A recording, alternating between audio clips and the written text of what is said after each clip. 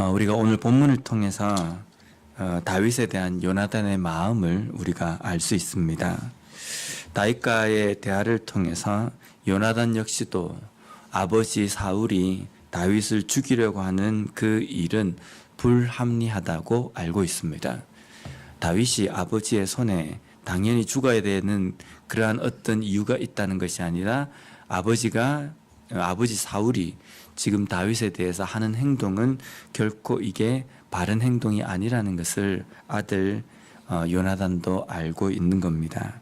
그래서 요나단은 다윗이 사울의 손에 죽지 않게 하기 위해서 그가 보호해 줄 것을, 그가 도울 것을 약속을 합니다.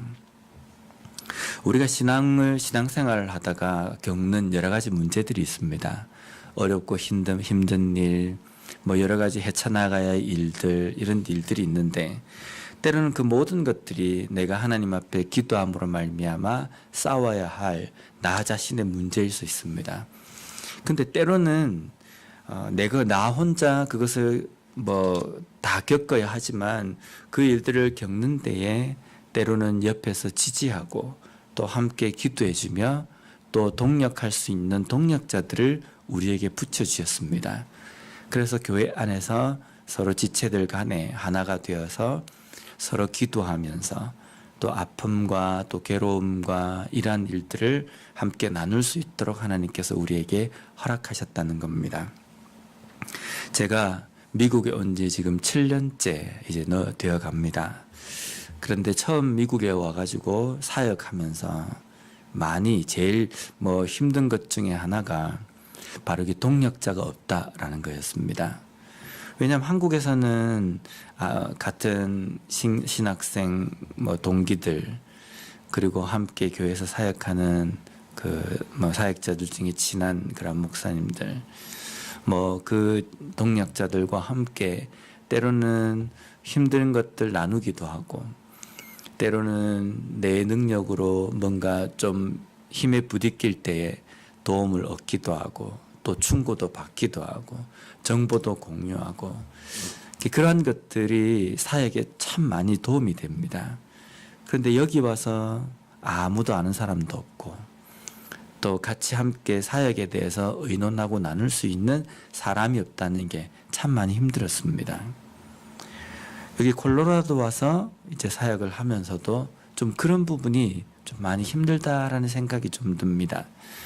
물론 모든 사역이나 모든 신앙의 싸움은 나 자신이 헤쳐나가야 될 문제이긴 합니다.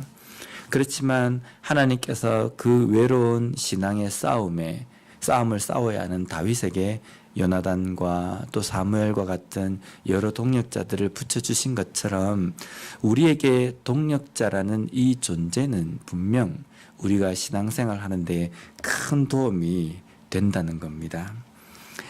다윗과 요나단은 이런 면에서 신앙의 동력자였습니다. 요나단 역시도 어쩌면 요나단은 왕자기 때문에 잘 살았을 것이다. 별로 그렇게 큰 고민이 없었을 것이다. 그렇게 생각할 수 있습니다. 그런데 요나단이 살고 있는 이 시대에 바른 신앙으로 살아간다는 것이 과연 쉬웠을까? 왕으로부터 시작해서 백성들 모두에게 하나님의 말씀은 없고 오히려 우상을 섬기는 그러한 시대. 그렇기 때문에 하나님의 영이 떠나서 전쟁을 하거나 무엇을 해도 하나님의 뜻을 물을 수 있는 어떤 길이 없는 시대. 그 시대에 믿음으로 살아간다는 것 결코 쉬운 일은 아닙니다. 요나단이 어쩌면 믿음으로서 참 많이 외롭지 않았을까라는 생각이 듭니다. 그럴 때에 다윗이라는 믿음의 사람을 통해서 도전도 받고 위로도 받고 또 여러 가지 그러한 본을 받기도 하는 그러한 삶을 살았다는 겁니다. 우리가 오늘 1절 말씀을 보면요. 다윗이 라마나요스에서 도망하여 요나단에게 이르되 내가 무엇을 하였으며 내 죄악이 무엇이며 내 아버지 앞에서 내 죄가 무엇이기에 그가 내 생명을 찾느냐. 지금 자신을 죽이려고 하는 사울에 대해서 그가 내 생명을 찾느냐라고 이렇게 이야기합니다. 이런 표현은 내 생명을 찾느냐라는 표현은 사울이 다윗을 찾아서 죽이려고 한다는 그 의미인데요. 사울은 지금 다윗의 생명을 뺏어야 할 정도로 지금 다윗을 생각하는 겁니다. 사울이 왜 다윗을 죽이려고까지 하는가? 다윗이 사울에게 죽임을 당할 정도로 어떤 아주 큰 죄를 범한 것은 아닙니다. 그런데 사울이 다윗을 죽이기까지, 목숨을 빼앗아야 될 정도까지 다윗을 미워하는 겁니다. 그런데 이에 반해서 요나단에 대해서는요, 사무엘상 18장 1절 말씀에 이렇게 묘사가 되어 있습니다. 다윗이 사울에게 말하기를 마침에 요나단의 마음이 다윗의 마음과 하나가 되어 요나단이 그를 자기 생명같이 사랑하니라. 요나단은 다윗을 사랑하기를 자기의 생명같이 사랑했다라고 되어 있고, 사울은 다윗을 미워하기를 생명을 앗아갈 정도로, 빼앗아야 될 정도로 미워하고 있다, 이렇게 표현되어 있습니다. 생명을 다해서 사랑을 할 수 있는 존재가 누군가에게는 생명을 빼앗아야 될 정도로 미운 존재가 된다는 겁니다. 사울은 다윗에 대해서 이러한 미워하는 감정을 18장 29절에 성경에서는 이렇게 표현합니다. 사울이 다윗을 더욱 두려워하여 평생에 다윗의 대적이 되니라. 다윗을 미워하는 그 감정으로 인하여서 평생에 다윗과 반대되는 자리에 서 있다라는 이 표현입니다. 우리가 좀 깊게 생각해야 될 것은 사울이 어쩌다가 누군가에게는 사랑을 받고 또 누군가의 백성들에게는 정말 위대한 장수라고 칭찬을 받는 이 다윗을 죽이려고 하는 그 위치까지 되어버렸는가? 복잡한 문제가 아닙니다. 아주 단순한 문제입니다. 어떤 문제냐면 사람들이 다윗을 자기보다 더 좋아하기 때문입니다. 사울에게 어떤 위협적인 행동을 했거나 아니면 사울의 왕위를 빼앗기 위해서 사람들을 모아서 반란을 도모했거나 그런 일이 아닙니다. 단순하게 자기보다 다윗이 더 인기가 있기 때문에 그 이유, 그 시기, 그 질투심이 이 다윗을 죽여야 된다라는 곳까지 오게 만들었다는 겁니다. 제가 부교육자 생활을 할 때에 부교육자들 사이에서 그런 불문율의 이야기가 있습니다. 무엇을 하든지 절대로 담임 목사보다 잘해서는 안 된다. 심지어 족구를 할 때에도 담임 목사님이 있는 편에 절대로 이겨서는 안 된다. 이런 말을 합니다. 설교도 담임 목사님보다 잘해서도 안 되고, 사역을 할 때도 담임 목사님보다 잘해가지고, 담임 목사님보다 잘한다는 표현보다는 잘 해가지고, 교인들이 좋아하고, 교인들이 칭찬을 하면 안 된다. 이 말이 어떻게 보면은, 그럴 수도 있겠구나라고 생각이 들지 모르지만, 참 서글픈 말입니다. 왜냐하면, 사역자들이 사역을 한다는 것은 우리가 이런 표현을 쓰지 않습니까? 지사충성, 죽기까지 충성한다. 누구에게 충성하냐면 하나님께 충성하는 겁니다.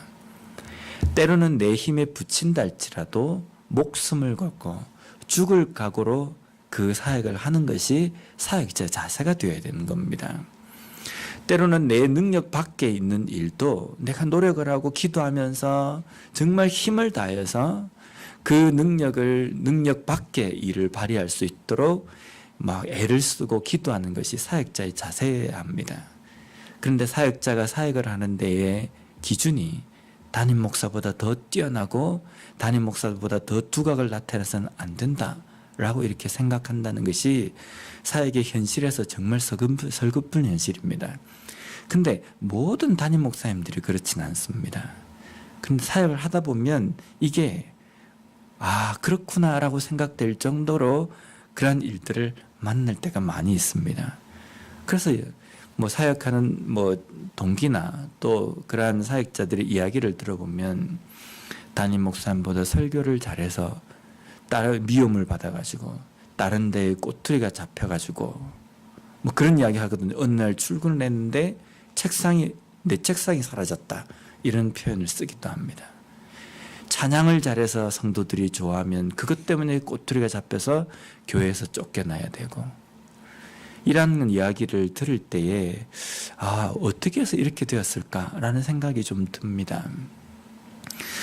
어떻게 보면은 우리가 이 땅의 삶을 살아갈 때에 우리가 신앙생활하고 우리가 믿음의 싸움을 싸우는 것은 하나님의 그러한 영광, 또 하나님의 그 뜻을 온전히 준행하기 위해서 우리가 신앙생활하고 사역을 하는데 그 기준이 사람의 눈이 되어버렸다라는 것은요, 사람에게 때로는 시기심과 때로는 그 질투심이 점점 마음에 들어와서 자라게 되면 그 사람에 대해서 이유 없는 어떤 그러한 아주 뭐 죽이기까지 정도는 아니지만 미워하는 그러한 감정이 커질 수 있다는 겁니다.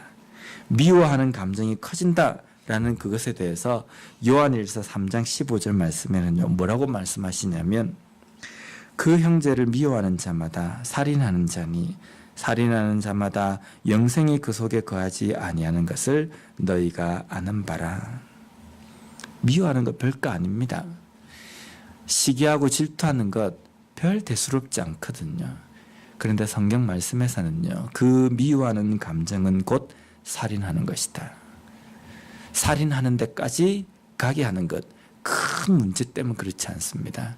내 마음속에 미워하는 감정이 조금 툭 하고 튀어버리면요, 그 미워하는 감정을 빨리 다스리지 않으면 내 마음속에서 크게 그 자리에서 확 이렇게 커져버리는 겁니다. 그래서 나중에는 죽이는 자리까지, 저 사람을 없애버려야 되겠다라는 자리까지 갈 수 있다는 겁니다. 그렇기 때문에 우리는 우리의 마음속에 미워하는 감정이, 시기하는 감정이, 질투하는 마음이 생길 때에 그것을 빨리 다스려야 합니다.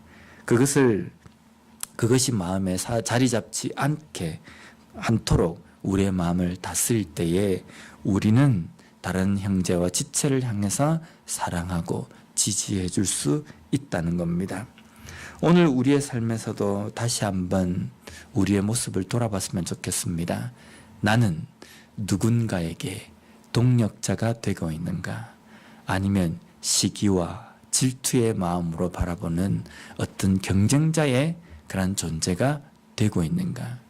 내 삶에서 나는 혹시 다른 사람의 그러한 행보와 그러한 삶을 시기하고 질투한 마음을 가지고 있지는 않는지 다시 한번 돌아봄으로 말미암아 다윗에게 사울과 같은 존재가 아니라 다윗에게 요나단과 같은 그러한 존재가 될 수 있는 우리가 되었으면 좋겠습니다. 우리 기도하겠습니다.